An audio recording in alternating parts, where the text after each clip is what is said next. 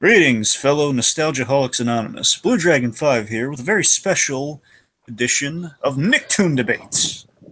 That's right, folks. In honor of Hey Arnold the Jungle Movie, we're on location at the Kickback Cafe, which means Disney's taking a back seat tonight.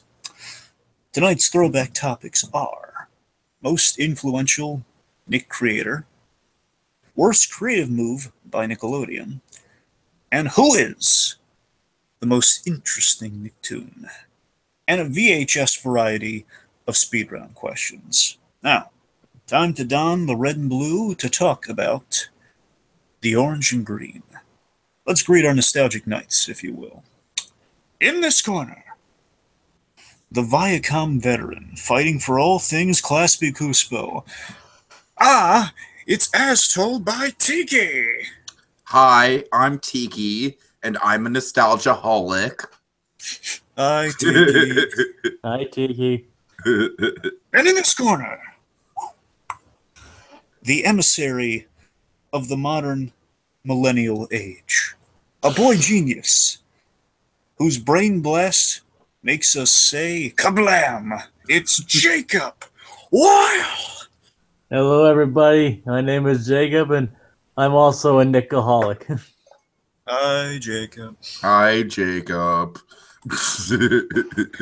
All right, boys, how we feeling tonight? We feeling all '90s throwbacky. I'm feeling reasonably well, Dragon. Reasonably well. 90s are all that. Yeah.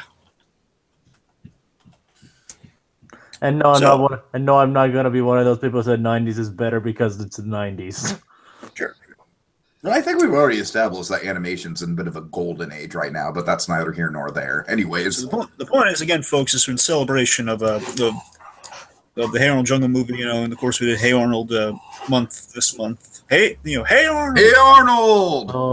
Month.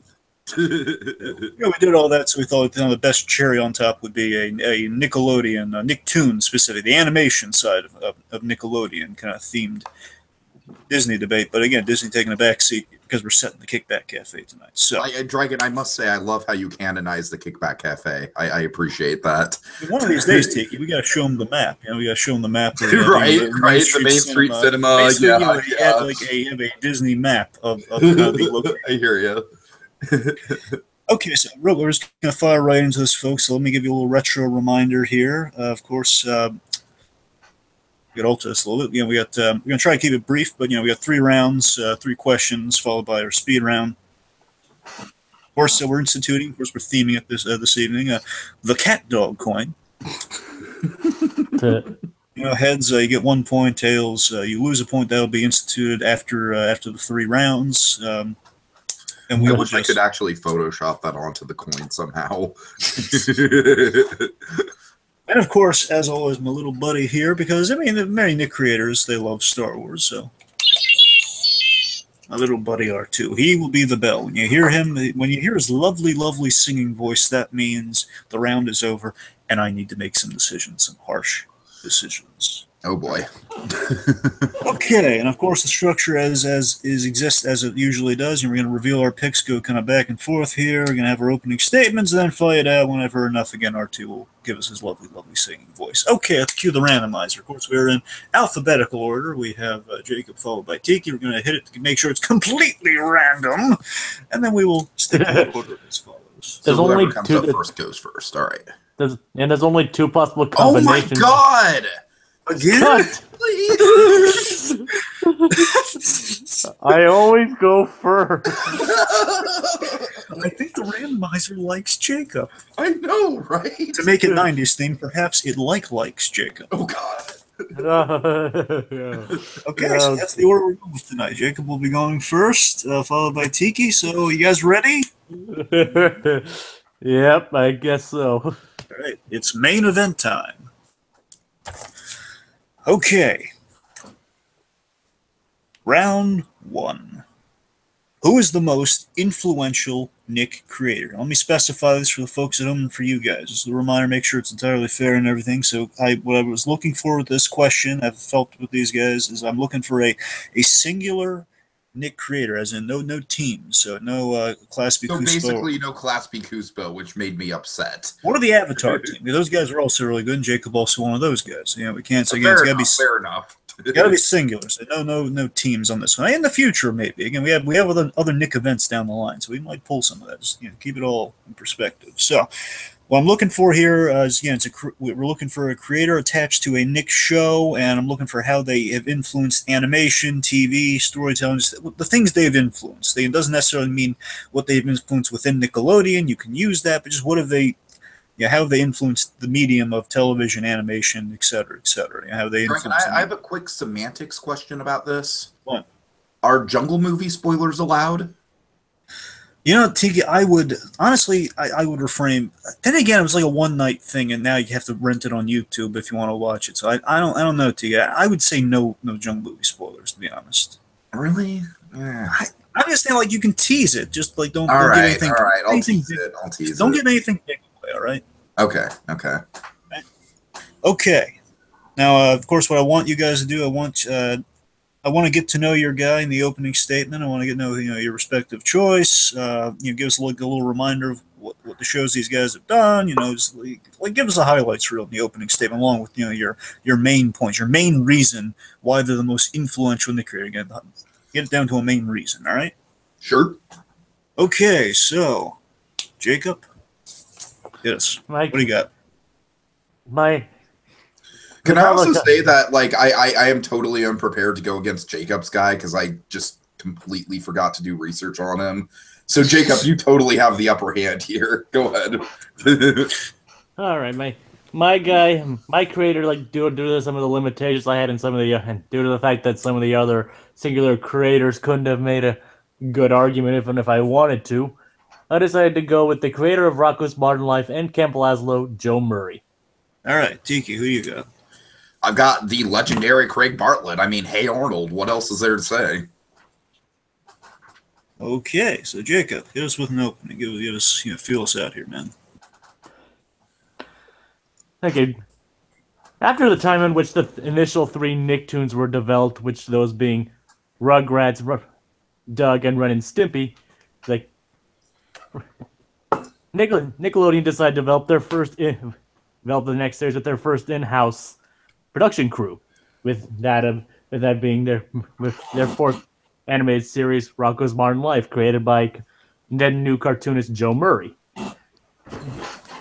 What makes the show and the creator itself influential is, in many other ways into what I'm about to mention, is that it's set a pretty high standard for Nickelodeon going forward. I mean, a lot of people don't compare it as high as like things like Ren and Stimpy, but it proved that like Ren and Stimpy, it could get away with a more subversive, edgy humor without creating a massive conflict within Nickelodeon itself.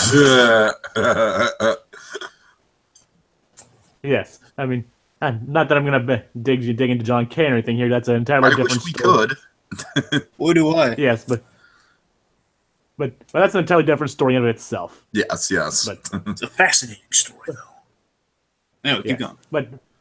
But he proved that he could create this series as prove that this kind of subversive humor and out there wacky humor could still be done in a entirely different setting, probably in a more low key, less gross kind of situation, as Ren and Stimpy did. And in many ways, it also paved the way for a lot of animated series going forward, which continue to draw from its humorous style, and style of writing to this very day.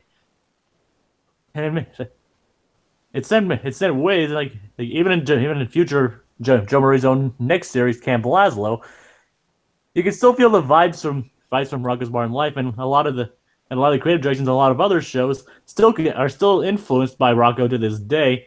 And the power of Rocko is even felt in the fact that much like Hey Arnold, it's getting a hour-long special in 2018 as well.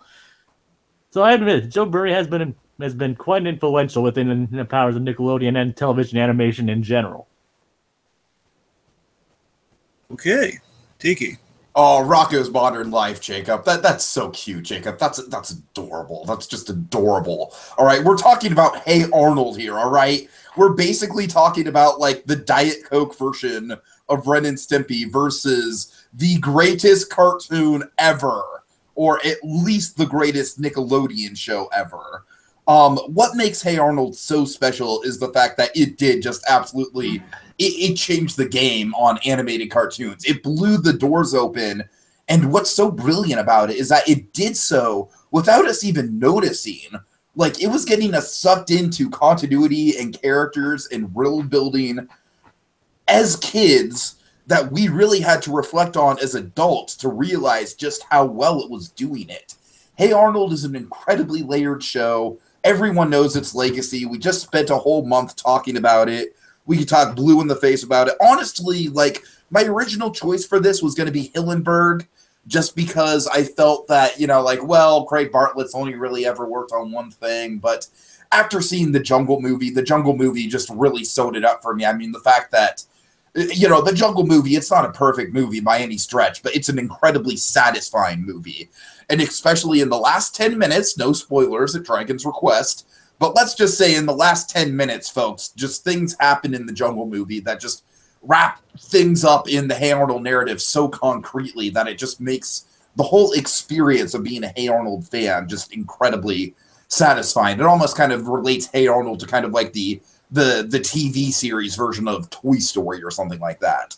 But like I said, just the amount of world building, the amount of character development, all being done very subtly, all being done very incrementally, kind of paving the way for, you know, for shows like, you know, like Gravity Falls or Star vs. Force of Evil or even Avatar, you know, like later on down the line, that would use continuity in a very driven way. Hey Arnold was very much a stepping stone for that.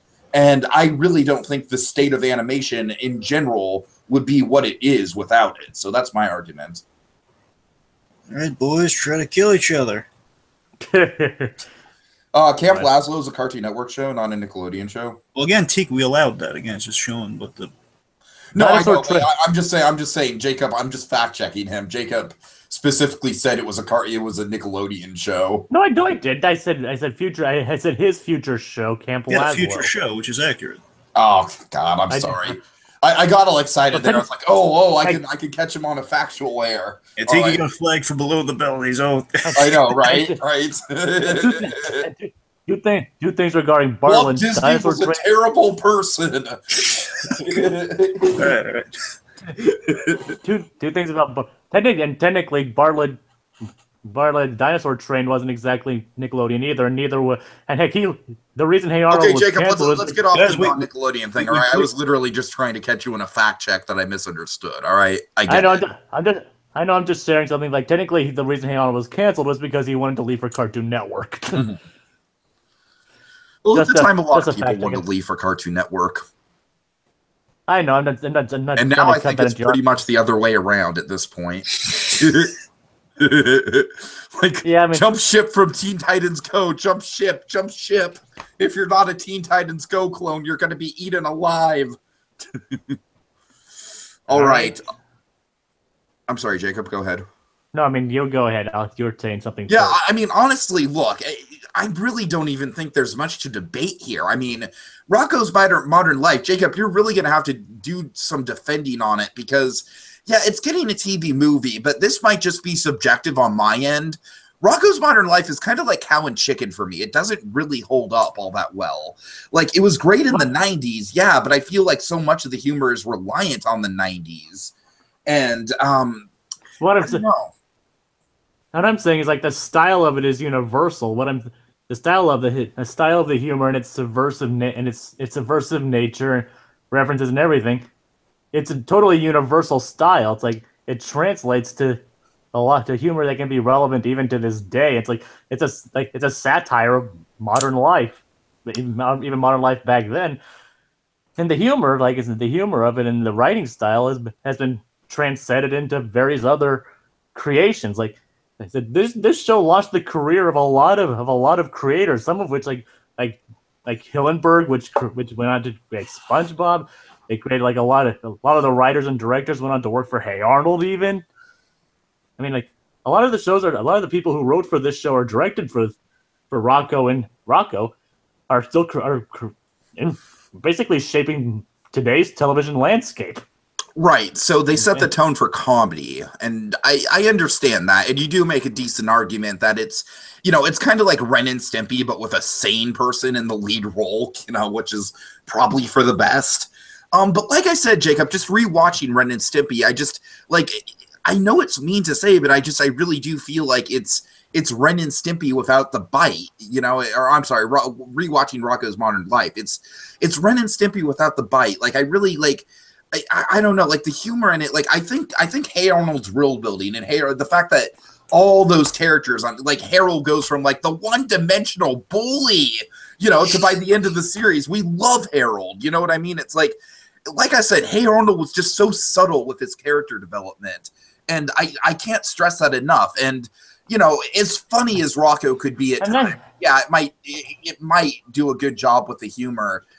There's no way that Rocko was nearly as artistic as Hey Arnold was. And like, I feel like Hey Arnold probably had the potential to influence Pixar people. Like some of those episodes are that beautiful. Like you can't say that any episode of Rocko's Modern Life is beautiful. That's the thing, though. I mean, there are only a very few select episodes of Hey Arnold that were like that. I mean, a lot of them were just little standalone pieces of that. I mean, the show wasn't exactly reliant on continuity, and even the ones that were, like, sometimes the continuity got changed in favor for that particular episode. I mean, continuity was, like, never really a strong point for Hey Arnold. Well, continuity was never really a strong point for any cartoon ever until Hey Arnold. And Hey Arnold was kind of like the stepping stones. You know what I mean? Hey Arnold was kind of like, okay, let's try and do something with this. Let's, because you've got to admit, by the time that Hey Arnold is over, by the time that fifth season is wrapped up, you're looking at these characters in an entirely different light than you looked at them in the first season.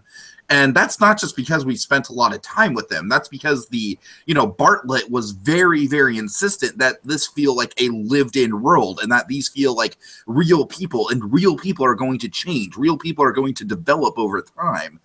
And that's really what Hey Arnold did. Hey Arnold really set the precedent for, like I said, like we get more continuity stuff nowadays, but like I said, I feel like Hey Arnold, like without Hey Arnold, I really don't think we'd have a lot of these story-driven shows. And I could be wrong here because I don't know a lot about Avatar, but I feel like Hey Arnold was at least an important stepping stone to that. I keep saying Hey Arnold's a stepping stone. I need to use more variety, anyways. The key point here, though, is the influence not of the shows but the creators themselves. And outside of Hey Arnold, Craig Bartlett really hasn't influenced that much outside of Hey Arnold. I mean, I'm not arguing Hey Arnold's influence. I'm not going to argue that. I mean, I can't. I mean, I could argue till I'm blue in the face, and I'd still be entirely wrong with the influence of Hey Arnold there. Sure. But but the point here is the fact of the creators themselves. Like I said, his career, he hasn't done much outside of Hey Arnold besides Dinosaur Train, which is basically a PBS kid show that isn't really notable for that much of anything. Right. No, I get it, but I mean, I don't know. Like Camp Lazlo, I'm not a fan of Camp Lazlo. To tell you the truth, Camp Lazlo was kind of one of those points where I stopped watching Cartoon Network because I just felt the humor was like too immature for me at that point.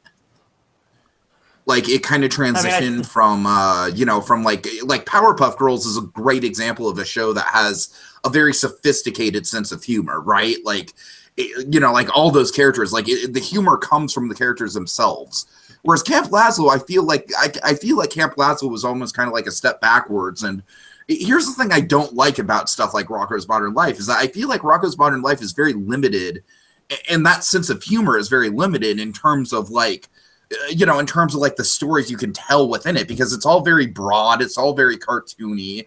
And Jacob, you want to talk about having, you want to talk about the sense of humor having an effect on the animation industry? Look at the cancer that is plaguing the animation industry right now. Look at Teen Titans Go. Teen Titans Go is a comedy, and I'm not saying that Teen Titans Go is directly inspired by Rocko or anything. I'm just saying being a comedy is not exactly the best, like I'd be way more proud to have a lot of continuity and a lot of character development than to just be like, oh, gee, my show's goofy and wacky and other shows are goofy and wacky. I mean, that really doesn't. That's really not a step, or really not a detraction towards mine. I mean, there are plenty of cartoons nowadays that have a focus on comedy and continuity. So it's not really exactly something that's a dig. Yeah, Really a Plasma dig certainly didn't have an emphasis on continuity. All right, There we go. Okay, it's an interesting one, guys. Really well fought, I gotta tell you. Really well fought. Thank you. All right, let's go through again. Really, so far we're starting strong out the gate here. Okay, Jacob. So, Joe Murray. I think Jacob. I'm gonna say this, Jacob. You were most on. I think you were most on point with what I was looking for with the question. I'm gonna say that right out the get go. I think your opening statement again. You gotta get out of the gate more on the opening statement. You made your points. I'm just saying. I think compared to Tiki on the opening statement, Tiki just had a very solid, kind of calculated opening statement. I mean, it's Bartlett. Come on. But here's the thing. Here's the impressive thing with Jacob's though. Jacob, I think he took hits, but he took them like a man, essentially. It kind of sounded like John Chris Falusi for a moment because we got right. Sounds like a man. Oh man, Chris Falusi's a blast. But anyway, yeah, seriously, I think Jacob he fought very well this round. The one thing I will say I really want him to do that he didn't do though, and I'm not sure. It didn't seem like he was going that way, but. If he tied the whole Ralph Bighead thing, because there was a character in Rocko's Modern Life, Ralph Bighead, who essentially was Joe Murray. It was a really personal thing for him. He basically told his life story within that cartoon. That would have kind of easily taken Tiki out because that was like a serious story within Rocko. And again, would have really highlighted the career. I think that would have instantly won it for him if he pointed that out. I do not even know who the hell Ralph Bighead is, so that shows up. Exactly, which would have left. I have no idea what you're talking about. Which would have left Tiki at a complete disadvantage. Exactly. So that would have. So Jacob, that would have been the knockout blow if you had made that. And I'm not saying you wouldn't have. It really didn't seem like you were going at it. So I think you really should have tried to make that a little earlier. But you redirected a lot of hits. You stood your ground. So you're looking good this round. Let's go to Tiki. Now Tiki is equally looking good. Tiki, of course, he was right strong out the gate with the opening statement. But of course, he fumbled with that first kind of tap below the belt, just trying to make an impact. He was, I mean, just his own self-admission. I'm not taking points away from this. Of course, he was at a disadvantage this round, not knowing anything about Rocko. But again, he was rolling with it. And again, he was really. It's not that I don't know anything about Rocko. It's just that Rocko's one of the shows I'm not that familiar with.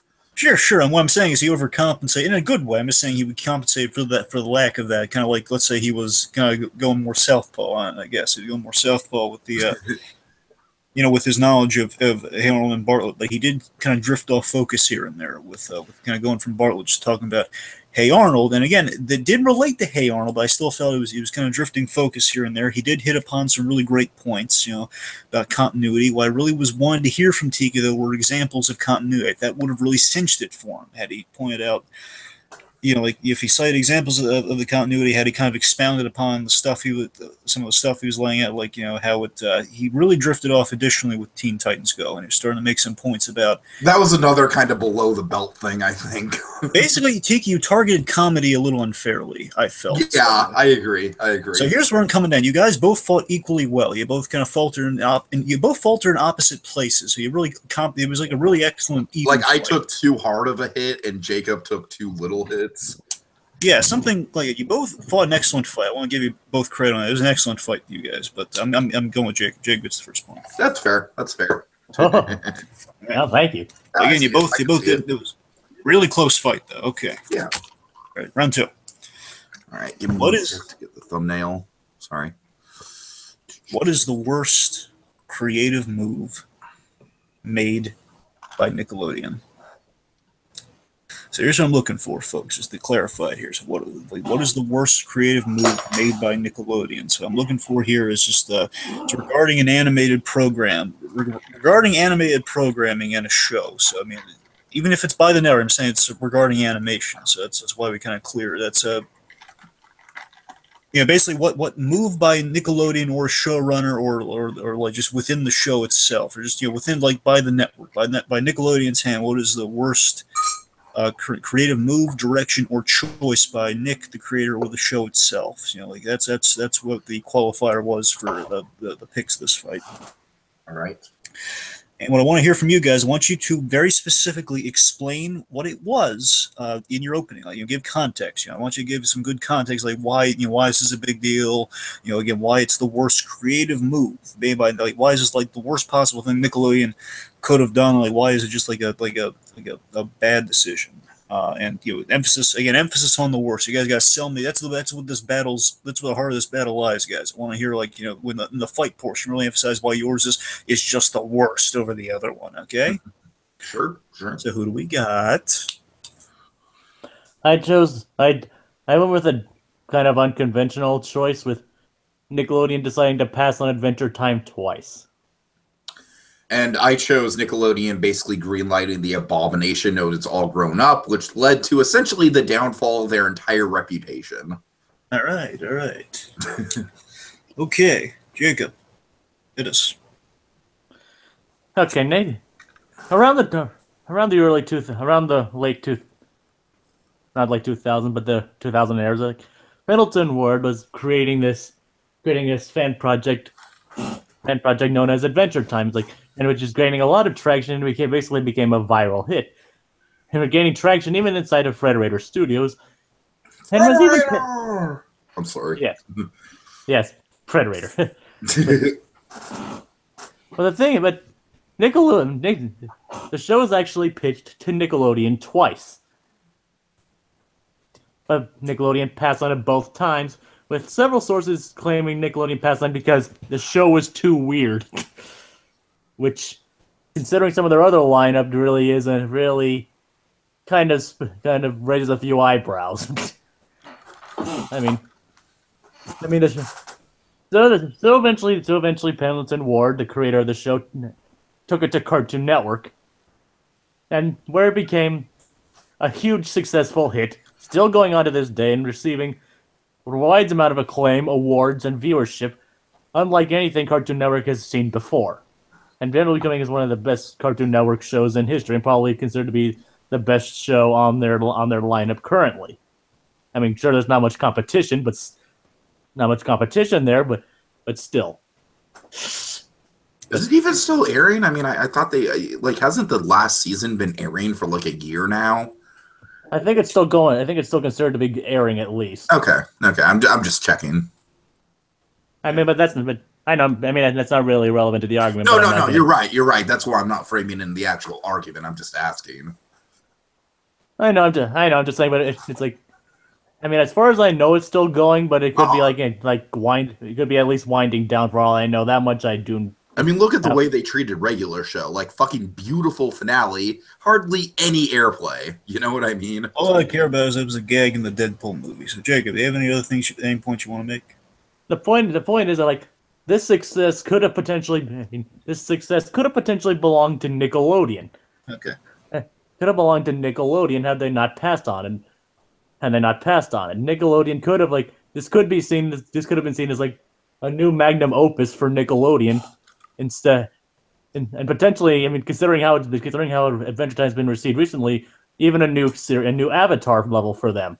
But instead, they passed on it, and instead the show went to Cartoon Network, where it got claimed for them.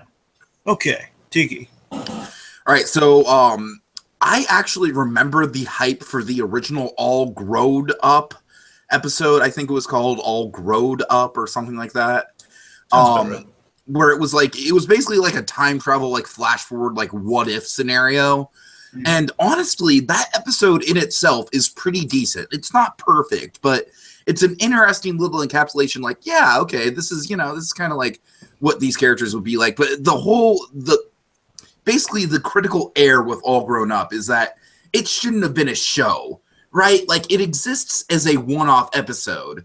And the fact that they made it a show, I feel like was basically kind of like the beginning of the end for Nickelodeon. Like, that was the moment where we were like, oh, wait, Nickelodeon doesn't care about artistic stuff. Nickelodeon just wants to pump out their product. All Grown Up was such a slap in the face to Rugrats fans, because essentially what they did was they took the beloved characters that we grew up with and made them into every other bratty, annoying teenage stereotype ever. seriously, I cannot emphasize enough that All Grown Up, it's essentially just like, it throws all the character stuff out the window. I mean, at least in terms of like what made these people likable to begin with, it essentially just like Tommy Pickles is like this popular, like, I don't know, I don't want to dwell on that, but importantly, just for the studio, for Nickelodeon as a whole, All Grown Up, it was really the first major critical tripping point for Nickelodeon, because you've got to remember, Nickelodeon was huge in the 90s. I mean, of course, we all know that. Like, Cartoon Network was majorly trying to play catch-up to Nickelodeon in the 90s. And by the time that All Grown Up came out, I feel like All Grown Up was sort of like this tipping point in the scales where it's like, all right, like, they really, like, they're taking their most popular show, they're basically bastardizing it. The writing on this thing is just not good. Like, if All Grown Up would have actually had decent writing on it, maybe, I don't know. But the fact of the matter is, it was such a mediocre show. It was so pushed out. The real crime for All Grown Up, I feel like, for me, is it not only kind of like retroactively, made Nickelodeon a less viable company, and therefore kind of like, made them rely on like, hey, we have to go with what works. What works? SpongeBob! It kind of led to that whole thing in a way, just because they were hedging their bets so much on All Grown Up, and All Grown Up just flopped so hard. But also, just more importantly for me, it kind of like retroactively just made the original Rugrats series less likable in a way, because it's like, oh, gee, like these like super trendy hipster people are going to be, the babies that we knew and loved from the cartoon. I don't know.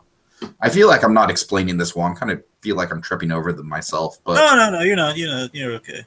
Okay, I just feel like I'm rambling a little bit, but that's about all I have to say. Okay. All right.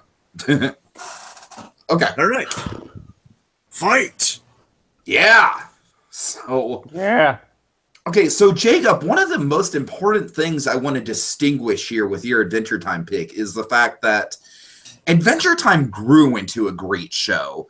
Adventure Time in its first season was very much like Steven Universe in its first season. It was very gag orientated. It was very much like, hey, let's just see how much weird shit we can cram on screen. You know what I mean? And so I feel like the fallacy in your argument, Jacob, I feel like you have a couple fallacies in your argument. A, if it was on Nickelodeon, we don't really know how Nickelodeon would have creatively driven the show. We don't really know what influence it being on Nickelodeon would have had on the show. We don't know if we don't know if all the deep character stuff would have been involved had that been the point. It's kind of like a butterfly effect thing, right? Like, like there's so many what if scenarios, like, because basically what you're saying is that Nickelodeon passed on the big juggernaut that Adventure Time became on Cartoon Network. But like I said, we don't really know what Adventure Time on Nickelodeon would have become. And my case in point here is that look at Doug. Like, if Doug would have started as the shitty Disney show, it would have never had a fan base. You know what I mean? So, like, different networks can influence different things. Well, the point is, the kind of point of my argument is that we'll never know, but the fact is, like, it still became a success on another network. But that's not entirely the whole crux of my argument. But it still kind of points to the fact that they could have potentially had this successful show. And like I said, it's proven that they've been able to do this kind of thing with like things like Avatar, like that Last Airbender, Legend of Korra. I mean, it's proven that they're not. But at the same time, I feel like Adventure Time, by its very nature, I feel like Nickelodeon would be too tempted to turn into something that's more similar to SpongeBob. Because at the time, of course, Nickelodeon was like all in on SpongeBob, right? So I almost kind of feel like it'd be a situation where it's like, wait a minute. If I'm sorry to go back to this, but like if you're pitching a show to Cartoon Network now, you're not going to have much success unless it's a Teen Titans Go clone. And I feel like that's kind of the same thing with Adventure Time. Like Adventure Time's aesthetic is very cartoony. You've got to admit that. It's very squatch and stretch. It's very out there. And a lot of the tone of Adventure Time, as I said, had not been set yet. And a lot of the tone of Adventure Time wouldn't even be set until like subsequent seasons. You know what I mean? Season 1 was really just kind of like, hey, let's see what goofy shit we can think of. Hey, wait, Jacob, can you give me the year again for when Adventure Time was passed on?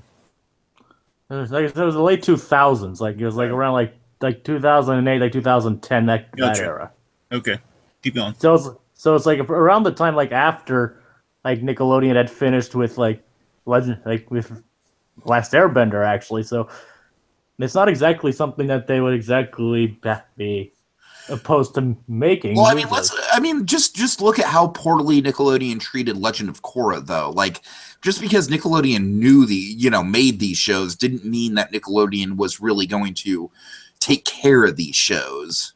And like I said, again, I just keep, I'm sorry I keep repeating myself, but I keep going back to the butterfly effect of, we don't know how Adventure Time would have wound up on Nickelodeon. And we just don't. And that's one of the points of my argument. Is like it could be a Disney Doug, because... Jacob. It could be Disney's Doug. Jacob, I need you to hit some all grown up. I need you to fight back a little.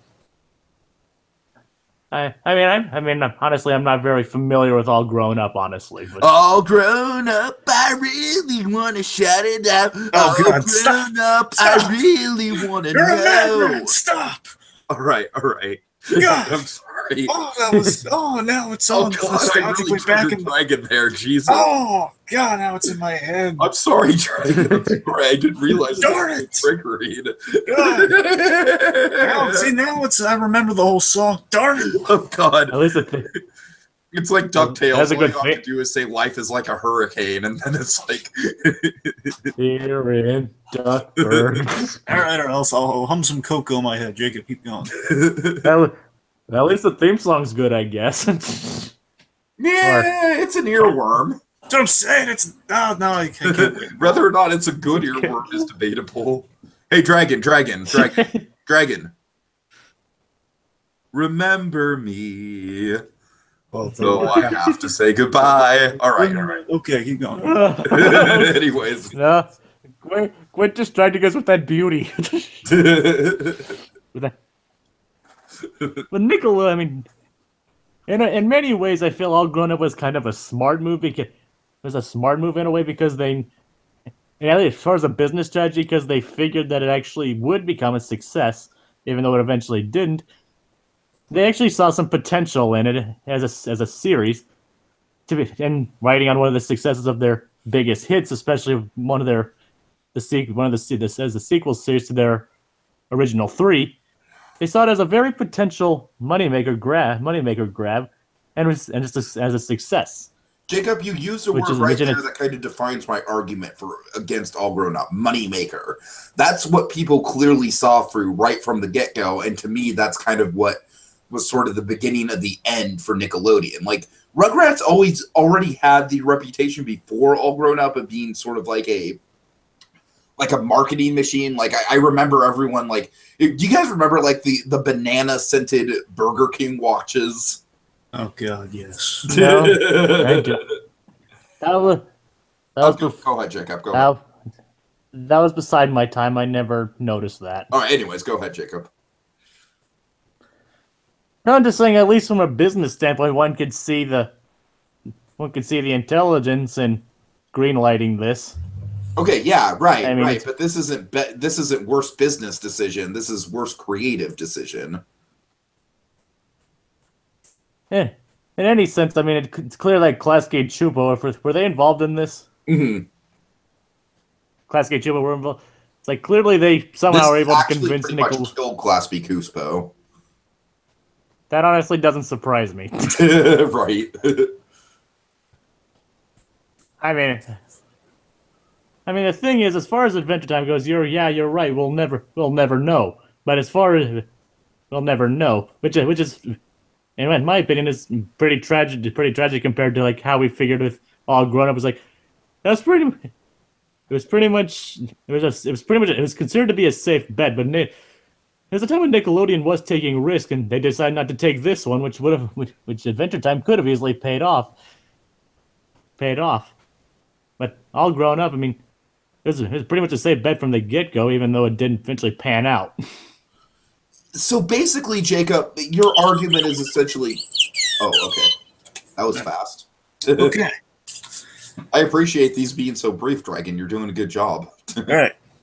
Jacob. So Jacob had a really interesting pick, I gotta say, with the Adventure Time. I think he started very well. He had a really good opening statement. He was really getting all his points across there. So again, mass improvement from the previous round. Again, good work there. Again, I think just kind of highlighting how this was a huge success that kind of almost put Cartoon Network back on the map again. I'm not saying almost. They had the ball in the court, Dragon. They had the ball in the court. You know what I'm saying. I'm saying it was like, for a while, I mean, they were kind of like the main go-to mascot. I know. And as I said, not they're going to give or take away. So as I pointed out again, you can see the Deadpool movies. I mean, Adventure Time is the point. So again, I think Jacob really he highlighted the context very well. So Jacob, he really he laid out context extremely well. But Tiki had some really brutal hits against them there.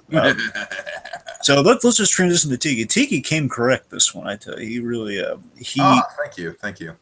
He came correct in that he was on the offense in a big way this round, where he really wasn't in the previous round. On the offense, well, I'm saying the offense was deflecting the previous round. Here, I mean, the offense really I think hurt Jacob, where the butterfly effect was an excellent comparison. The butterfly effect was a brilliant move. I thought the Disney Doug thing was a really good point. That's what I'm getting at. Tiki made a lot of good points. You had the butterfly effect, the Disney Doug, and the court. That's the thing. Tiki was on fire with examples, and honestly, I waited and I waited. I didn't really hear Jacob bounce back enough. I mean, like Jacob, what he did was he highlighted the business move, and I was on board with that. But then Tiki kind of had that comeback against creative versus business, which kind of put in perspective. Honestly, that was a nail in the coffin. So that was a good line. But again, Jacob started really strong. Tiki he was a monster this round. Oh, thank you. You're so kind. I mean, there were several others I could have gone with, like the whole decision to continue SpongeBob and among other things. But honestly, Jacob, Yep. I'm just saying, I just thought this would have been a more interesting topic to discuss.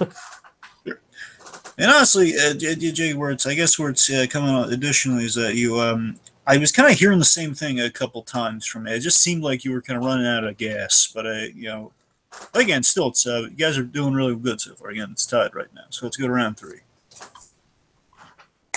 Okay, who is the most interesting Nicktoon? The most interesting Nicktoon. Right. Little Benjamin Brett, but interesting Nicktoon. Anyway, okay. So this is basically like a play on like which Nicktoon would make the best, like most interesting man in the world. No, that's a joke in the delivery. What I'm looking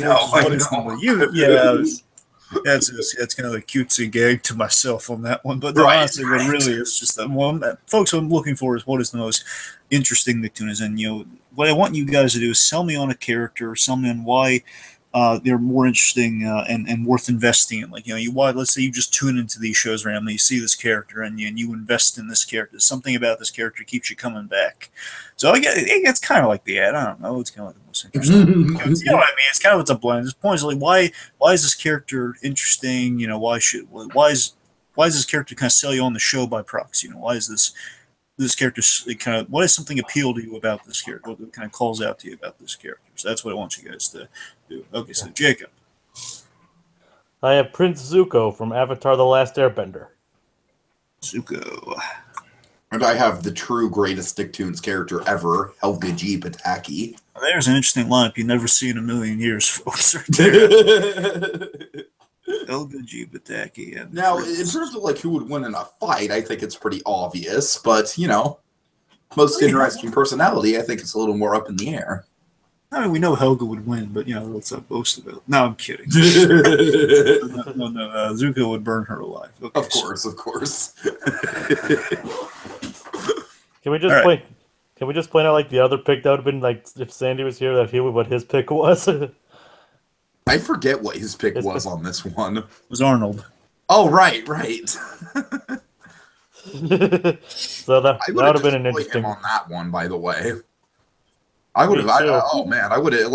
Don't get me wrong. I love Arnold, but Arnold is like, he's like the everyman. He's like the least interesting character on that show. To be fair, though, he does have a very interesting kind of two-parter worth backstory. No, you're right, but that's about the only interesting thing going on for Arnold. Well, and he has great style though. He's got a great quote Ronald Wellington Lloyd. He has great style, great taste. All right. Okay, but on the brass tacks, boys. Okay, so Jacob, fire us up. Was that intentional, Brian? Was that intentional? Fire! Yes. All right. Fire. All right. Yes, Beavis and Butthead. Anyways. Hey, it's Viacom. It fits. Is it Viacom? Yeah, Beavis and Butthead is Viacom, yes. I had no idea. Yes. MTV is owned by Viacom, and it aired on MTV. Well, I learned something tonight. Okay, take it, go on. Technically, South Park's also Viacom. Yeah. Well, now I'm a little depressed. Okay, go on. Oh, come on! Oh. All right. Well, now I know how you feel when I talk shit about Homecoming. So, Hey, Jacob, go. All right. Onto the fear. Like, trying to light up the room, I guess. Light it up. My character is Prince Zuko from the tortured prince from Avatar: The Last Airbender. Prince Zuko is here's the thing. He started off interesting. It's like he was the character who was supposed to be the antithesis to the main character, and his friends. The Avatar who can wield the elements and the two people from the Water Tribe, one bender and one fighter. It's like anyways, he encompasses many of the personality and the fighter traits of all of them. He's an exiled prince whose sole mission to reclaim his honor is to capture the Avatar for his father, the Fire Lord. Fire Lord Ozai. Voiced by Mark Hamill, by the way. Not that that's going to help my argument or anything. Well, then again, we need more Mark Hamill in life, so, you know. True. But here's the thing. But Prince Zuko, like, over the course of this thing, he grows as a character. Like he goes from being the main antagonist to being a recurring character to overall becoming a main protagonist, eventually helping the Avatar destroy Fire Lord Ozai. It's like, in many ways, you see it's as much Avatar's really as much Zuko's story as it is Aang's. Like, it's a story of basically Zuko's redemption in a way. It's like you see his struggles, his strife through life. It's like how his uncle and how Uncle Iroh himself teaches him the lessons of life, and how Zuko learns fire doesn't necessarily always lead to destruction. And that's why Zuko is one of the most interesting cartoon characters ever created. Multifaceted and multi-layered, it slowly unravels across the series as why he's such a great character.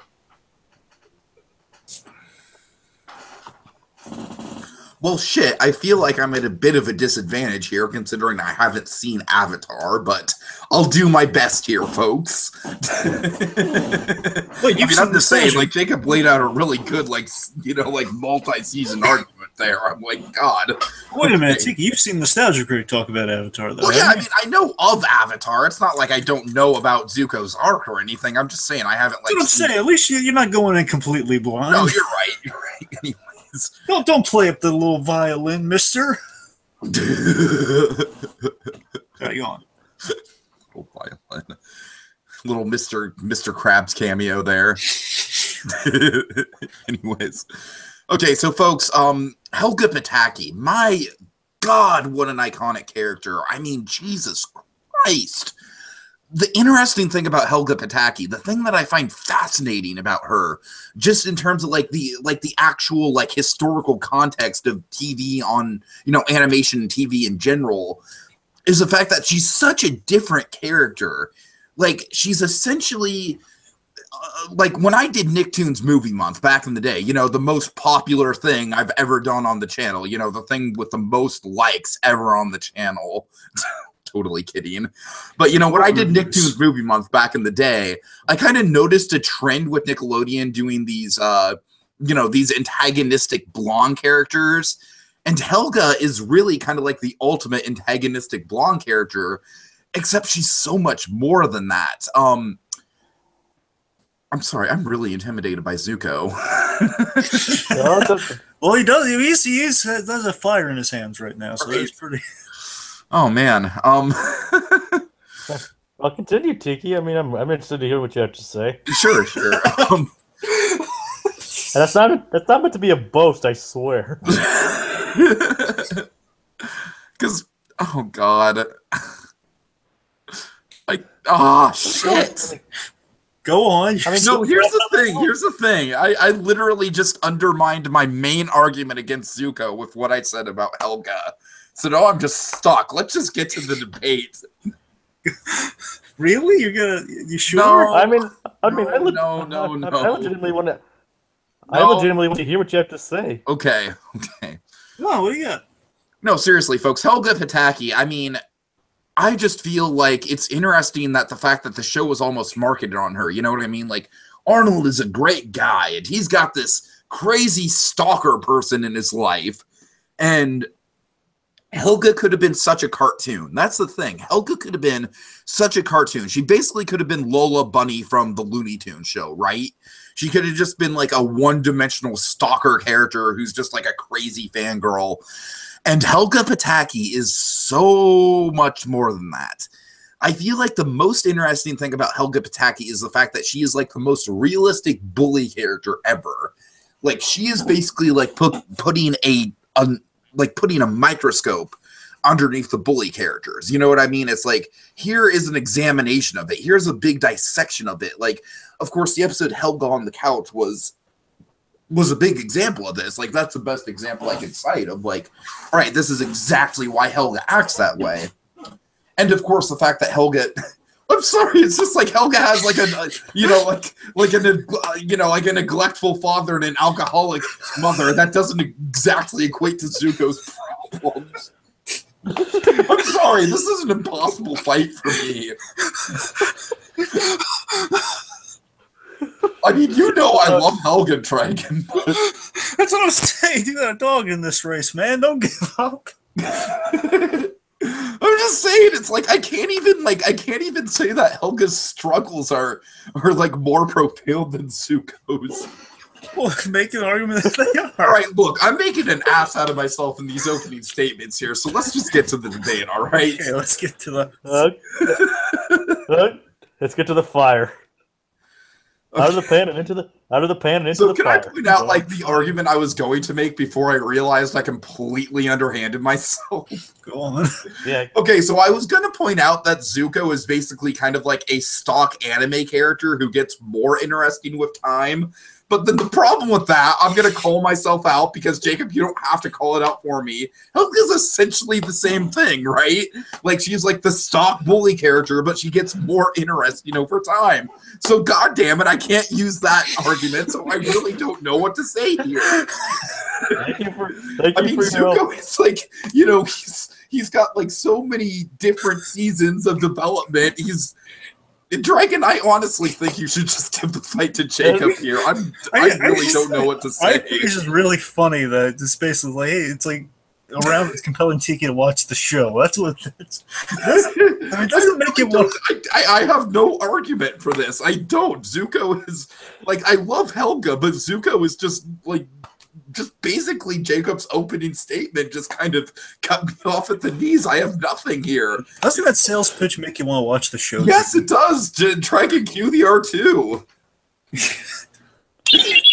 I'm sorry, folks. Let's give a hand to Jacob here. His opening statement was so good, and Tiki just I literally have nothing. I have nothing. Like every argument I have is a similar argument you can make for Zuko, except better.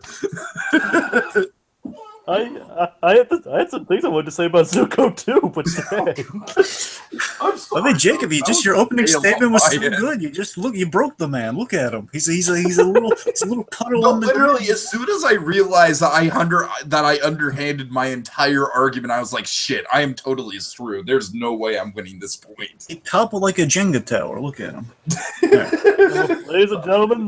Ladies and gentlemen, the shortest round. Like I said, it's like, what am I gonna do? Say that Helga's home life is more difficult than Zuko's situation? I think you could have, but you gave up. So again, if Tiki knew that. At least her father didn't, emotionally and literally scar him. That's what I'm saying, Jacob. That's what I'm saying. But Tiki, you could have argued. To fight. This is a non-winning argument here. All right, we're gonna move on, but let me just say, Tiki could have won if he highlighted the Miriam versus the fact that he could have won on Miriam. I'm sorry, the Miriam versus what? You could have won. Basically, Zuka has like a lot of mama drama, I would say. Well, I don't even know that. So there you go.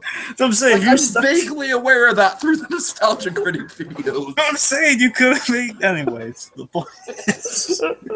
Okay, Jacob has 2 points. Tiki has 1. Shall we go to the coin, gentlemen? Yeah, Dragon, I just want to personally apologize for basically ruining a really good question. Yeah, it was good. It was a fun question. But at least it led to the shortest question, shortest debate round ever. I would say so. Yeah, I would say that's a record. I mean, I had nothing. I had absolutely nothing. All right, so folks, Oh, God. I went through this. I feel like I've let Helga down here. I feel like I've totally let Helga down. Like look at that. Hold on, let me go back. Like look at that face on Helga. Like that's Helga's face now to me. Like really, Tiki. And you should feel a little ashamed, Tiki. You should. I mean, I was expecting like a full blown argument for like the multi-dimensional layers of her character and everything. That's like how she grew over time. No, like I said, Zuko grew over time, and he did it a lot more. like I said, basically Helga is like Zuko 1.0. There's nothing to say here. Like I'm the biggest Helga Pataki fan in the world, but even I know when to call a battle. Right, okay, well, let's see if Tiki has a prayer here. Let's see if he has a chance to maybe kind of redeem himself. Right. Hey, let's just make it all meta and stuff. Let's just say maybe Tiki could have his own redemption arc. Maybe Tiki, Tiki now could search for his honor. Deep as fuck, Dragon. He could search for his honor again. Oh, God. Okay, so we're going to the cat dog coin. The cat dog coin. Oh, man. It's 90s. Come on, I love cat dogs. Want to get it in there at least once. Yeah. Cat dog? Yeah, all right. Anyway. This made me realize I wanted to slip some Easter eggs into my future thumbnails. All right. So, folks, I explained the rules of the coin. Very simple. Our guys here have the option. They don't have to. They have the option of using the coin, which could either give them a point if it lands heads. It's basically the two-face rules. Good heads get a point. Bad heads, as in tails, you lose a point. They don't have to do this, but they can. We offer this opportunity now. So, gentlemen, how you feeling? Jacob, do you wish to use the coin? Considering the previous 2 times, it really didn't work out for me. I'll pass this time. So he'll take the car and run, Alex. Okay. All right. Tiki, how you feeling? Sure, why not? Are you sure? Yeah. Okay. Haha! Yeah. All right. It is tied. Invitation. All right. Tiki's now Tiki's got a shot here at redeeming his honor. That means if I would have taken it, that means I would have gotten the extra point. Yep. Not necessarily, Jacob. Butterfly effect and all that. I know, but it's really speaking from previous past experience. Considering the last few times I tried it didn't exactly work out in my favor. I'm probably gonna jinx this here. I was gonna say this is gonna be all mushy right now. I want to say I'm really proud of you guys tonight. You guys really been fighting a nice round tonight. Both of you impressive. Really? Yeah. Really, Dragon? Really? In spite of what just happened? Well, fine. Take my sentiment away, why don't you? Okay, fine. No, I appreciate it. I'm saying round 1 and 2, you both do an excellent fight, but fine, forget it. You know what? You're both are terrible players. Happy? Okay. Oh, God. It's the last time I get mushy. All right. I'm sorry. Okay, toy with my emotions. Wow. Okay. All right, so tiebreak. We're going to break glass in case emerges here. All right, so. Oh, boy. Wait, I thought that was only for the speed round tiebreaker. Well, I got two little glass cases here, Tiki. I got two. I'm just keeping you in check. So we're just going. So are we going to do the tiebreaker or the speed round? No, we're doing the speed round right now. Oh. Oh well, yeah, it was okay. It was speed round. Okay, yeah, 5 questions. Okay, here's where we're going, folks. Here, 5 questions, and you're going to. So of course, both have 2 points, right? That's how it adds up. yes, you both have 2 points, and we have 5 questions to go. Okay. All right. Okay. Yeah, you're right. Yeah, break glass for the. I'm very excited to see what speedrun question you've come up with this, Dragon. Oh God. They're all themed. They're all gloriously themed. Okay. Nick, Well, I I'm don't guessing. want to throw a Pixar question in randomly. You don't know. God, I love how defensive you got right there. all right. Okay, seriously, folks. Okay. All right, you guys ready? Of course, we're doing this in the classic, 30-second opener, 15-second rebuttal, 30-second closer, 30, 15, 30, kind of the 30-second Oreo, I like to call it. Okay. In this case, green Oreo, because, Nick Slime. Oh. It's random. Okay. Oh yeah. Oh, that's where the green came from. Yeah, I forgot about that. Yeah. Okay. Best Nick parent. Oh. In honor of the Jungle Movie, of course. Okay, so it can't be a grandparent. It has to be a parent, right? It has to be a parent, and Okay. you can choose. You have to choose one, but you can be, either mother or father, whatever you want to do. Chaz Finster. Okay, Tiki has Chaz. I can't. I mean, I want to go with Uncle Iroh, but he's not a parent. Unfortunately, no. Well, My technically, first he is a choice, parent. just to let you know, Dragon, my first choice would definitely be Phil if he was on the table. I know it would be. I mean, technically, he is a parent, just not to Zuko. Well, technically, Phil is a parent too. Exactly. We're just going with just going to in honor of the whole table, which, by the way, well, you'll see. This is gonna take this. I need some thought here. I mean, I'm trying to remember a lot of these shows. Yeah, to tell you the truth, Dragon, there's not really a ton of parent characters. What do you mean? Wait, don't me. There are parents all over the place, guys. There's tons of really great parent characters to pick from. Yeah, but not a lot of good ones. Well, I mean, I'm saying there are 3, obviously, that are just the most terrible human beings on the face of the Well, yeah, that's what I'm saying. There's a lot of bad ones. I'm saying honestly, look, there are 3 really terrible ones. The rest of them aren't that bad, honestly. Best parent, Miriam Pataki. Okay, come on. She had a nice moment, though. She had her moment. She was, and she was nice. Hey, Dragon, best parent, Dee Dee Pickles. That's what I'm saying. She's the 3rd. I'm saying, again, she's believe me, as much as I want to put her at the number 1 spot, I'm just saying the Turners. They're monsters. Oh, the Turners are easily. The Turners have the number 1 spot locked down. Yeah, someone should hire someone to take out the Turners. They really should. They're sociopathic monsters. Okay, who did you choose again, Tiki? I chose Chaz Finster. Yeah. Someone I'm unfamiliar with, of course. You got a lot to pick from. I'm trying. I don't know. I mean, I know I have to be quick. There's Martin Johansson. Yeah. Who's that? Gerald's dad. dad. He had the Veterans Day episode. I have never seen that episode. Oh, well, then you wouldn't know much about Martin Johansson then, because that's like his 1 episode. Man was in Vietnam, for Christ's sakes. He's a file clerk, but still he was in Vietnam, darn it. Anyway. Actually, okay, I just thought of something. Tenzin from Legend of Korra. God damn it! I have no idea who the fuck that is. Oh, gee, I haven't the slightest clue. Here's the funny thing. These are all these characters that Tiki doesn't know. He'd love them. He would just go gaga for them. That's the irony. To be fair, I know enough about Zuko. All right, I know enough about Zuko to know that There's a very was never specific winning that fight. Tiki, there is a very specific reason you would love Tenzin. Okay. J.K. Simmons. J.K. Simmons. Oh, all right. That is the very specific reason, Tiki. Okay, this is going to be interesting because Jacob has never watched my show and I've never watched his show. Oh, you're right. Oh my God, yes, that is fascinating. Okay, guys, Tiki, whenever you're ready, I'm so excited. Okay. Can we just skip the 15 seconds? Can we do the 15? Skip the 15 seconds one because it's going to be hard to rebut.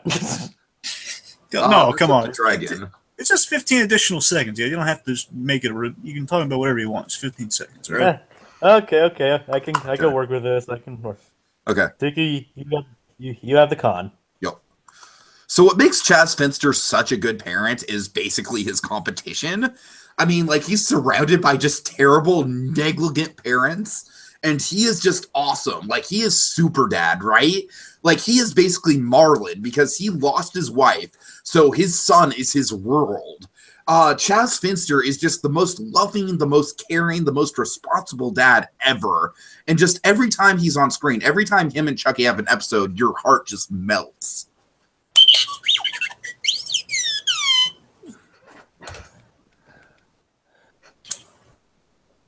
Okay, I will openly admit that sometimes Tenzin really wasn't exactly the best father, but it's because he's a man with conflict. It's like because he was raised by someone who didn't exactly wasn't exactly there to help him, but he's a man. He's admirable effort. I mean, he's the only airbender to teach the current Avatar to help.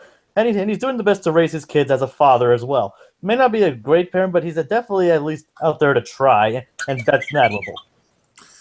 Yeah, you see, Jacob, that's the difference between your guy and Chaz Finster. Chaz Finster is not just out to try. Chaz Finster is the perfect parent. Like, Chaz Finster will go to the ends of the goddamn earth to make sure his son is okay.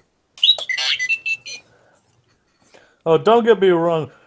When Tenzin's children are in danger, he fights tooth and nail. Like, you don't want to get. He may be a monk, but you do not want to get him angry. He will defend anyone, like even someone who considers a surrogate daughter. He will go to the ends of the earth to fight for them. All right, give me a second. Yeah, but what makes Chaz so relatable is that he's in such a relatable situation. I think that's what makes him the best father, the best parent. Because Avatar is a fantasy world, right? Like, as much as the Avatar characters might be relatable, there's always that disconnect that they're in a fantasy environment. Chaz Finster is the most realistic character in all of Rugrats. And for that reason, just everyone can relate to the widower who is struggling to raise a kid as a single dad. Everyone can relate to that. I'm done. In many ways. Sorry. He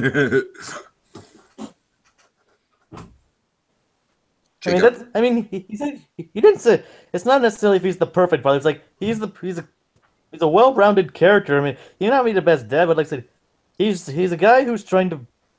He has a lot of pressure on his shoulders. I mean, like he tries to be a good brother, a good son to his father's legacy, and tries to also be a good father to his children, and also teach the Avatars. Like, as a character and as a father, he's very well-rounded and full of conflict that eventually do get solved, and he's just a well-run guy.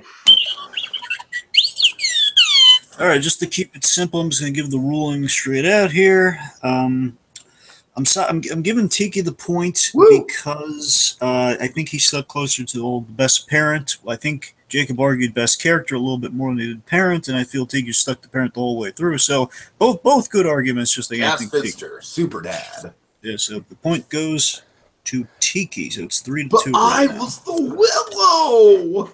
Had he said that, he would have won instantly. I'm kidding. I'm kidding. Yeah. And quite frankly, I didn't really have that much to work with considering the other parents on the Nick shows. Yeah. Yeah, like I said, Dragon, there's a lot of parents, but all of them are like sociopathic monsters. All right, let me list out some fun ones. Okay, fine. I'm curious. Well, first and foremost, Jack Fenton. Danny Phantom has some fun parent characters. And I'm also realizing the Thornberries as well. Yeah. I mean, honestly, Jack Fenton was my second choice, but you could also make the argument that he's also a neglectful son who wants to technically tear his son's second half apart. but he's dim, but he's fun. And it's Rob Paulson. You have that. You also have Lois from As Told by Ginger Tiki. Yeah, Lois is a good choice. That's yeah, what I'm saying. Right. Again, I took gender out of it, guys. You could have picked. But then again, these are all Class B Cuspo shows, and we've heard that Jacob has not seen a single Class B Cuspo show, which is weird, but. You still went with Chaz. You could have picked anyone. Right. I mean, like I said, the reason I didn't go with Jack Fenner was because a lot more arguments could be made against him. That's fair. I'm pretty sure He's basically like the less sociopathic version of Mr. Turner. Yeah, I suppose again he's more lovable than Mr. Turner. I'll give you that. And even to Danny, he's like more partial to jazz. Right. And of course, the mother's really cool too. Yeah, Maddie Fenn. She has a lot more depth. Anyway, okay. Point is, Danny Fenn would have been my go-to if I were in the hot seat. But anyway. Yeah.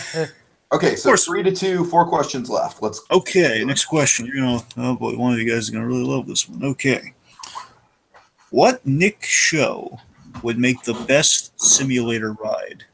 Oh shit. Okay, now guys, let me be specific before you go picking. Okay, one thing you gotta clarify. So what I'm looking for here, so not the Jimmy. Basically, it's in the style of the Jimmy Neutron Nicktoon Blast. Also, can I also say that I think SpongeBob should be off the table because SpongeBob has also had a motion simulator ride. Oh, let me get there. I'm getting. Okay. I'm sorry. You can hear the guys. You can't. Here's why I don't want to hear. Okay, can't use Jimmy Neutron, SpongeBob, or a group ride again like Nicktoon Blast kind of feature it a lot. So you can't just have pull from everywhere. You have to pick a character or a show. Basically, stick within that universe of whatever property you've chosen. That's the only kind of specifier, I guess. You just got to pick something that hasn't been done before, and it's like stick to the property. Avatar. So what exactly? I'm sorry, Jacob. I'm sorry. I wanted to take it before you did. Jacob, did you hear you heard what I said, right? I just don't know what kind of ride that is. Simulator. Tiki, you explain the simulator ride to him. Oh, jeez. Okay. Star Tours, Jacob. Oh, like Star Tours, like moving around in front of like a projection screen. Yeah, exactly. Only you're thinking you don't have to do. I'm just saying, Jimmy Neutron. You're California. Okay, so that's what it means. I'm sorry. That was my like, there's different styles of simulators. Like Star Tours is like, Star Tours is like in the Star Speeder, right? And then like Back to the Future is like a big screen, but there's a lot of different seats. And then the Despicable Me ride is like more small scale. You know what I mean?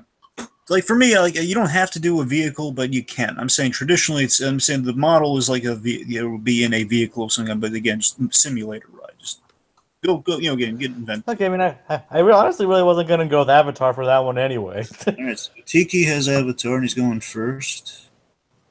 I think as far as like shows that would make an interesting ride, like I said, SpongeBob already has a ride, so that's off the table. Actually, SpongeBob technically has multiple rides. All right. What do you got, Jay? I'd probably as far as like ones that haven't been adapted yet, and that would make for interesting rides. I think I'll go with Invader Zim. Oh, that is a good one. Okay. Okay.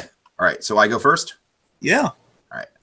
So I'm picturing an Avatar motion simulator is basically like a Flight of Passage. Jacob, you've been on Flight of Passage, so you can attest to this. Like, Avatar has such a rich world, right? And could you imagine just flying over the mountains, just seeing all the different... Again, I'm going to be at kind of a disadvantage because I don't know much about Avatar, but just flying over all those different regions, all those different characters, like the airbending abilities, it'd be incredible. Okay, that was not the best first statement, but I'll roll with it. I honestly don't think I'm going to have the best opening statement either. Okay, go ahead. But all right. Hold on. Sorry. I mean, sadly, Invader Zim's world didn't have that much room to materialize, considering its short nature. But in the world that we did see, it's shown to be an interesting and exhilarating universe. I mean, the shows are shown not to be locked to Earth. I mean, like, there's great potential for the show to be. I mean, look at the episode like Backseat Drivers from Beyond the Stars. I mean, that episode itself could be turned into a ride. I mean, heck, that episode itself feels like a ride. I mean, like, it's basically inspired by rides. I mean, where Zim basically controls the ship. I mean, that would be an excellent ride. Okay. Yeah, Jacob, I mean, you just admitted to yourself that the Invader Zim is just like, it doesn't necessarily have the most interesting world, whereas Avatar, the whole appeal is a world. And I feel like location and environment is the perfect thing in a ride. That's the key thing you need in a ride, and Avatar has that. But here's the thing, though. There are a lot of episodes of Zim that actually take place in space, which leads to interesting locales. Like for example, the episode I just mentioned, Backseat Drivers. Like they go near a sun and nearly go. Actually, they go through the sun. I mean, that itself would be an exhilarating set piece on a ride. I mean, yeah, but like I said, what I'm saying is that I don't even know how an Invader Zim simulator would work, but what I'm picturing for an Avatar simulator would be like, you are an airbender, you know what I mean? So you're using the air to literally like fly around in. And so basically the motion simulator is like simulating you like as the Avatar, just doing all these crazy things. And it'd just be incredible. It'd just be fucking incredible. That's all I have to say. I feel like I'm bombing, but whatever. Honestly, the way I would imagine the Zim ride going is that like you're traveling through space and suddenly he kind of hijacks your ship. Like he wants to destroy the stinky humans.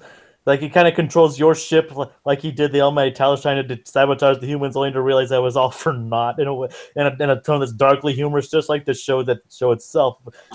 And honestly, I believe that you missed several opportunities with the whole Avatar, like flying bison, flying monkeys. Well, no shit, I missed several opportunities. I don't know the show.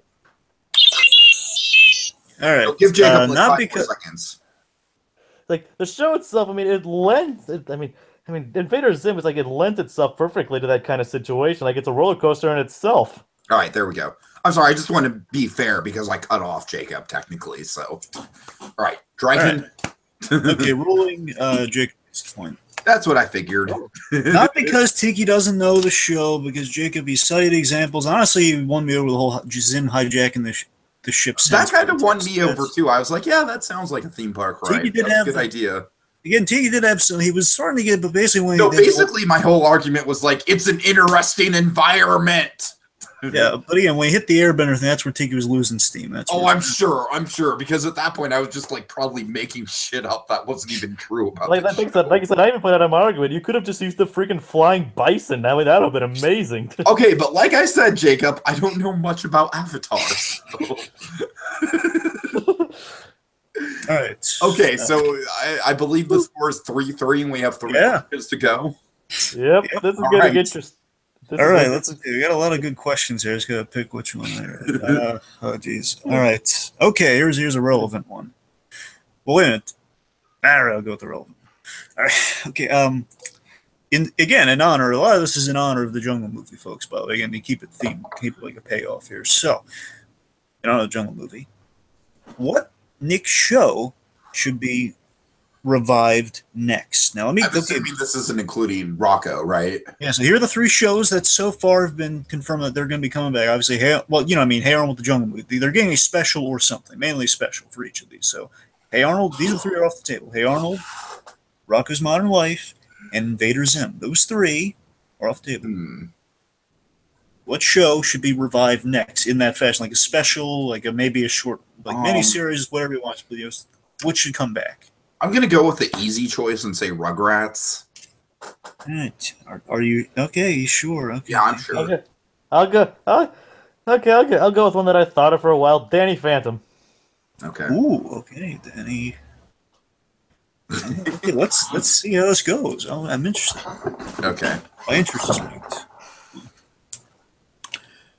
So I feel like Rugrats is absolutely in need of a comeback. We just spent a whole question arguing like the fact that All Grown Up sucks, and it basically like killed the reputation of the Rugrats. That's why I think a Rugrats reboot is honestly necessary at this point, because everyone knows Rugrats. Rugrats is the most iconic 90s Nicktoon. Danny Phantom isn't even a 90s Nicktoon, so I feel like Danny Phantom, like, it barely even makes the cut to be nostalgic, honestly.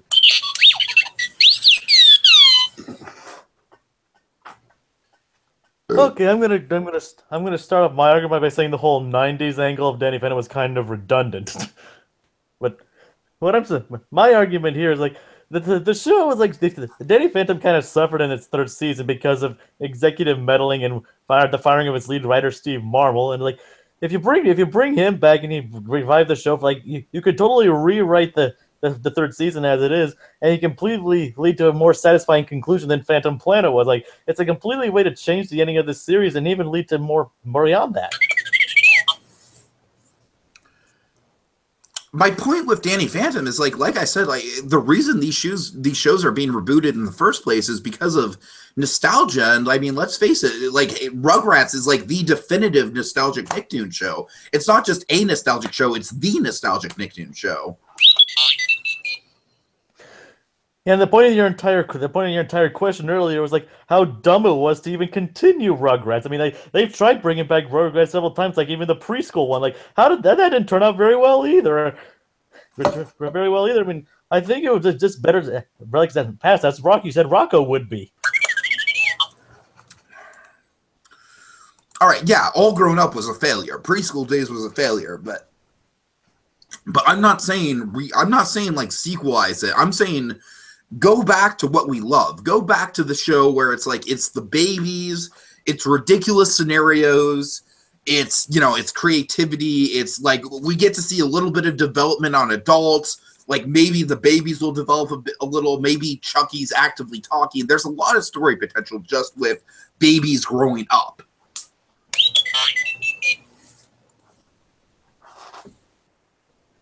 And as far as nostalgia goes, I don't really think that's an important factor. I mean, like there have been like a lot of fans clamoring for Danny Phantom to really come back, and it's really up on the forefront for people considering. And even Butch Hartman himself would say that he would like to bring the show back. And I mean, it's one of Nickelodeon's considered to be one of Nickelodeon's best from that era. Even honestly, I think if they can go back and like rechange things, they could have a very potential series like.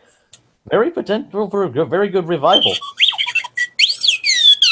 So this was an interesting one, I tell you, fellows. Here is this one. I think you both stumbled in the beginning, but you both really picked it up towards the end. You both really fixed yourselves towards the end there. So that's why it's really interesting here. So, oh boy, all right, I'm just trying to make a judgment here. Oh boy, it's anyone's round. This one. I'm gonna give it to.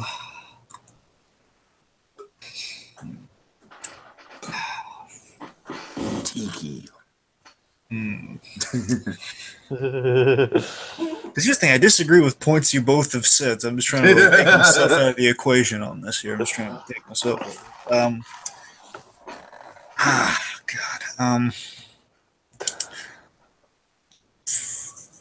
You know what? It's really close, guys. It's really close. I'm gonna give it to. God. I'll give it to Jacob. All right. Oh. All right. I'm gonna give it. All right. I gotta say, Dragon, that's like the most like unsure you've ever been. I think. Because here's the thing, all right. I really disagree with Jacob's point about Phantom Planet because I thought that was an excellent film. I'm on board for Jacob's, but I think I understand like his way of going about it. I think is all wrong. But he has. So basically, like Jacob's defense against my all grown up point was what threw you off. Well, no.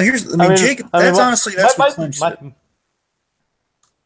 My point about my Phantom Planet was that it didn't really close off that many points. I mean, that was my main argument.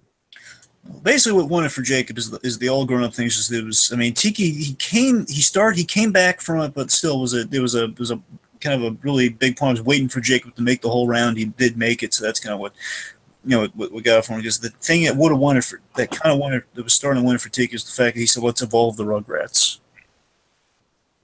Basically, let's show them grown up instead of like show them grow up instead of like see them grown up. Well, like I said, the point I was trying to make was like let's see like the toddler stage of the Rugrats. Like let's see the Rugrats like. That's what I'm saying. Like what if Chucky was starting to talk? You know what I mean? That's what I'm saying. It was really close, you guys. You both you both saved it in the end. That's kind of I certainly wouldn't age up the characters. That certainly wasn't my argument. I was like getting away from that argument, but I'm saying you were saying. You both stumbled, but you both saved it extremely well towards the end. All right. Okay, so let's see. Okay, two more left, right? Yeah, 4-3. Okay, all right. So again, on the movie kick here. I think I sense what question this is, but best animated Nick film. Oh, the Rugrats movie. Right. And to be fair, this is all theatrical, right? Yeah, theatrical. Yeah, we'll keep it. Yeah, keep it theatrical. Okay, yeah, sure. But again, it doesn't have to be tied to a series. You have options. You know, you get older. Wait, it doesn't have to be tied to a series? What? It's got to be a Nick animated movie. Okay, animated. All right, that's fine. Nick and that son animated by Nickelodeon Studios. You know, for theatrical Nick animated film.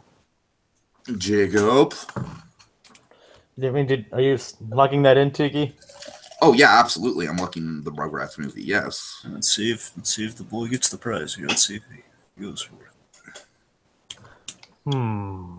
He's got options, so you can pick animals. You can pick a lot of good. There are a couple good options here. I mean, to be fair, I think the SpongeBob movie is also a good pick, but yeah, we'll see. We'll see what he picks. I'm gonna go with a different kind of topic. The Adventures of Tintin. Wow. Oh, I what? Are you sure? I almost want to call bullshit on that one. It's Nickelodeon. Nickelodeon. Reagan did say it wasn't based on a show, but like that's so disconnected from NickToons, though. But it was done by Nick. Dragon, seriously? I'm counting. Okay. I'll do something different then. I mean, I'm just saying this is a Nicktoons debate. Like Tintin has absolutely nothing to do with Nicktoons. But it was done by the studio. I understand that, but it was done by Nickelodeon Movies. It wasn't done by Nicktoons Studios. Come on, you know what I'm getting at. Okay, you know? I'll go with the. I'm just saying, it's like that's an unfair thing. It's like, you know, was any other Nickelodeon movie directed by fucking Spielberg? Like that's an unfair fight. Do you want a repeat of the Helga versus Zuko situation? Do you want a repeat of that? Haven't you seen Tintin? I've seen Tintin, and I'm saying there's no argument. Tintin's the better movie. All right. Fuck. So, Jacob, you wanted to change yours? Okay, I'll change mine. No, it's your call. You don't have to. Connected to a Nicktoon. Just because he's playing the world's smallest violin, you don't have to. Oh, I can't argue against it. Oh, what was me? Oh. No, I'm saying this is a Nicktoons debate, and Tintin is not a Nicktoons. All right. Okay, we're going in circles here, Jacob. What do you want to do? That's honestly up to you, Dragon. Do you want me to keep it, or do you want me to go? Do you want me to go with something else? I'm never going to hear the answer from Tiki, so you might as well pick something else. Okay, what about would Rango count? Yes, it would. I would count Rango. That's what I'm saying. I was expecting Jacob to go. I mean, I'm saying like Tintin is based on a source material that's like, you know, decades and like almost 100 years old. Like Tiki has any issue with Rango, he's going to be dealing with me, so it's going to be Rango. Okay, I'll go. Okay. My other choice was SpongeBob, but then I remembered they did Rango, so I'm going with. No, Rango. I mean Jacob. SpongeBob is a fantastic movie as well. Like so. All right. I know, but I'll stick my guns, if you pardon the pun, with Rango. Okay. Little R&R, folks. Little Rugrats and Rango. Okay. that was a fun deliberation right there.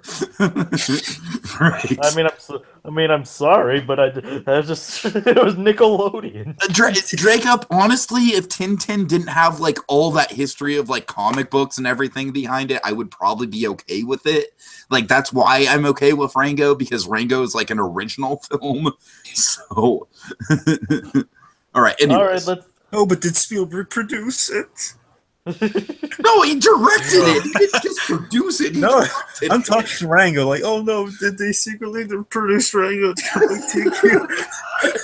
Tiki's a first Steven Spielberg. Oh, what was him? All right, okay, Rango. Let's go with Rango. All right. Okay, it's Tiki whenever you're ready. So the Rugrats movie was a grand slam for the studio, and for a short period of time, it was actually the highest grossing animated film of all time, and that is a big deal. Not only was the Rugrats movie a financial success, but the Rugrats movie proved that you could get dark with an animated movie. Like, there were a lot of heartfelt moments in the Rugrats movie and a lot of serious stakes. The Rugrats movie really raised the stakes for the series that we love, and that's why I really like the movie. I think it holds up.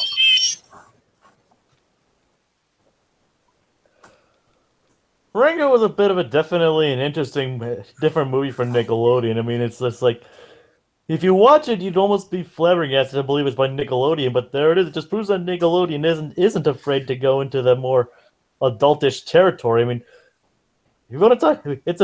if you look into deep into the layer, sure, it's like a wacky, zany comedy, but it's also a very deep character study, and definitely, and also a deconstruction of Western tropes and sometimes filmmaking and storytelling in general. Honestly, Jacob, I feel like Rango is like the definition of style over substance.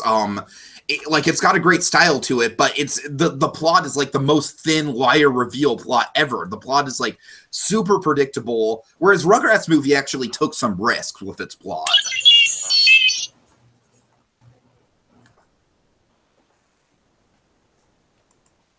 Oh, sorry.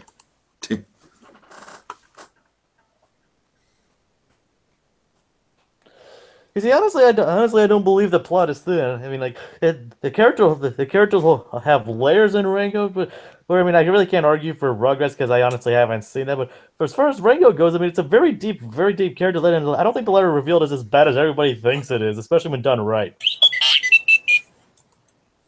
But Rango was such an obvious lie reveal, and we've seen the trope done so many times before at that point, that to me, the lie revealed element of Rango just dragged the whole film down, and it continues to drag the whole film down. But Rugrats, what I love about the Rugrats movie is that it essentially, like, it's a story about siblings, right? So we all love Frozen, but the Rugrats movie is a story about brotherhood. It's a story about, like, what to do when you're faced with that situation of being a big brother, and I think it handles that situation beautifully.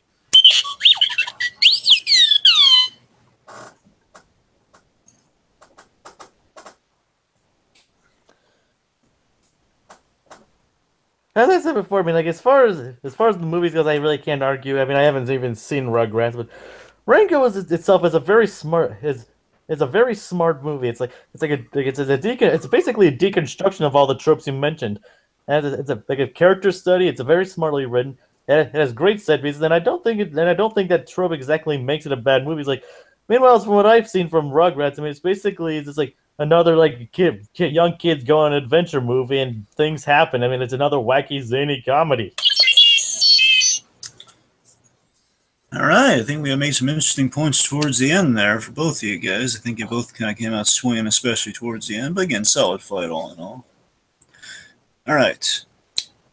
I'm going to side with...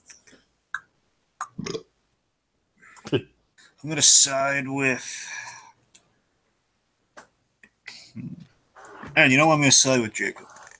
Really? Huh? Okay, whatever. I felt I made some good points, but... Tiki, He's a little lost for words, folks. I'm stewing here. I might have made a rush to judge, and I'm stewing. Oh, God. No, give it to Jacob. I don't want you to second guess your decision, Dragon. No, I'm legitimately stewing here. Making sure. Just give me 1 moment. Check my findings. It might be like a recall here, folks. Okay, at this point, I'd feel bad if you didn't give it to Jacob. Oh, okay, I double checked the findings. Yeah, Jacob still gets the All All right. All right, let's see. So, 1, 2, 3. Jacob has 5 points. Tiki has 3. There's 1 point left, so Jacob pretty much wins. Yeah. All right. Wait, it's over? Yeah, but Dragon, I want to hear your ruling, though. I want to hear why you picked Jacob over me. I picked Jacob over you because he had a really great, at the very end, he had a line that I think it was what I was waiting for him to say that was really, you pointed out that, I'm sorry, I'm trying to find the words here. The point he made about the Rugrats, basically being like yet another Rugrats adventure on screen, he kind of saved that for the end. He used that against you. I mean, you were making some good points. You took risk, but I need more specificity from both of you. I want to make that clear. I want more specificity for like how, and how. I mean, Jacob did make a point like it was a character study. I think Jacob was starting really strong with Rango, and he did start to defend the liar reveal. And again, I think he took a good shot at yours. Rango is just such a predictable liar reveal, man. It's like as soon as I saw that plot line be put into place, I'm like, okay, I know exactly how this is going to go down. Always it was Nickelodeon, no pun intended, with the movie. Thinking outside the box. The whole like little little square he makes stuff. But like I said, like I did say, it's like it subverts it in the fact that he actually becomes the hero they set out to be. I mean, to be fair, I think pretty much every liar revealed story does that, though. Like, what liar revealed story does the liar not become the hero? Well, I mean, you know what I mean. No, I don't know what you mean, actually. What I'm saying is that it's not always a bad trope to fall back on. But I don't know. I'm saying, Jacob, like, to me, like, Rango is an interesting movie, except for the liar revealed thing. Like, the liar revealed thing really holds it down for me. Anyways, Dragon, I'm sorry, you were saying. All right.